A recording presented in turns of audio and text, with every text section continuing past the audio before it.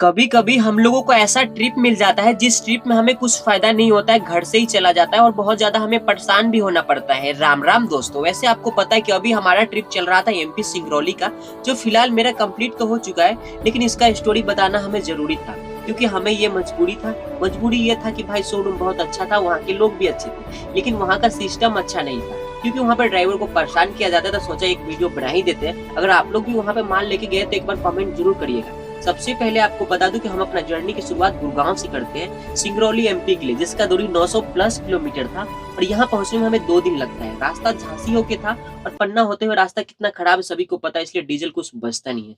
Advance में हम लोग को 3500 से 3000 रुपया इसमें रूट में मिलता है, जिसमें हमें 2 बॉर्डर पहले लग जाता है। एक लग जाता है धौलपुर, दूसरा लग जाता है मुरैना एमपी का, और तीसरा क्रॉस करने के बाद फिर देना ही पड़ता है। आगे जाने के बाद हमें आरटीओ रास्ता मिल गया तो 500 रुपया वो भी लेगा, नहीं तो बच गया तो हमारा गुड लक। ये सारा प्रॉब्लम को फेस करने के बाद हम पहुंचते सिंगरौली, जहां हमें माल खाली करना था। लेकिन वहां पहुंचने के बाद पता चला कि भाई यहाँ से 25 किलोमीटर दूसरे शोरूम पे तुमको जाना है। अब यहाँ जाने के लिए हमें डीजल तो मिला नहीं था, लेकिन फिर भी हम यहाँ तक पहुंच जाते क्योंकि इतना हम लोग देख लेते हैं। लेकिन वहां पहुंचने के बाद बैदन जाना था। बैदन से हमें 2 किलोमीटर पहले पता चलता है कि यहाँ पे अंदर जाने के लिए नो एंट्री है। हम लोगों को जैसे ही पता चलता है यहाँ पे नो एंट्री है, तो हम लोग अपने गाड़ी को कहीं भी खड़ी करके अपना खाना पीना खा के पूरे दिन काटते हैं और रात को जाते हैं सिटी के अंदर जब नो एंट्री खत्म हो जाता है, नहीं तो सुबह 5 बजे निकल जाते हैं। लेकिन यहाँ पर हमें कॉल आ जाता है शोरूम से कि भाई ये गाड़ी तुम्हारी खाली हो जाएगी, दिन में ही आप आ सकते हो। अब इसको आने के लिए हमें क्या करना पड़ेगा, पुलिस वाले भाई को पैसा देना पड़ेगा। 500 रुपया पुलिस वाले भैया को देने के बाद हम तो सिटी के अंदर आ जाते हैं शोरूम पे। लेकिन यहाँ आके पता चलता है कि 3 दिन तक तुम्हारी गाड़ी अनलोड नहीं होगी। अब ये हमारे साथ धोखा नहीं तो क्या था, हम लोग वहीं पर रुक के आराम से खाना पीना खा के सो के रात को 11 बजे आते तो हमें 500 रुपया बच सकता था।